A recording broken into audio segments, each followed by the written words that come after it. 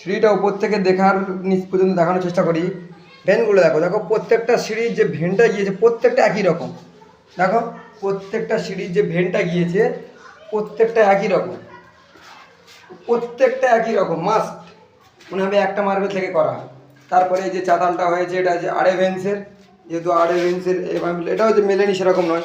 দেখো কালো ভেন্সের সঙ্গে কালো ভেন্স মিলে গেছে। এইটাও সেম, যেভাবে একটা ভাঁজ সেরকম না, প্রত্যেকটা। ওই জন্য সিঁড়ির কাজটা খুব সুন্দর করা উচিত। দেখুন অনেক বুদ্ধি খাটিয়ে প্ল্যানিং করে করেছি। দেখো প্রত্যেকটা এই যে ভেন্টটা গেছে, যে রোটা গেছে, প্রত্যেকটা একই রকম, প্রত্যেকটা। এবার বন্ধুরা তোমাদেরকে তো ধাপটা দেখালাম, এবার রাইজারগুলো দেখো, রাইজারগুলো ফোকাস করো। রাইজারগুলো দেখো প্রত্যেকটাতে দাগ গেছে, যে ভেনটা গেছে কোনাকুনি, যে ভেনটা গেছে হালকা হালকা কোনা, প্রত্যেকটা একই রকম। দেখো প্রত্যেকটা একই রকম।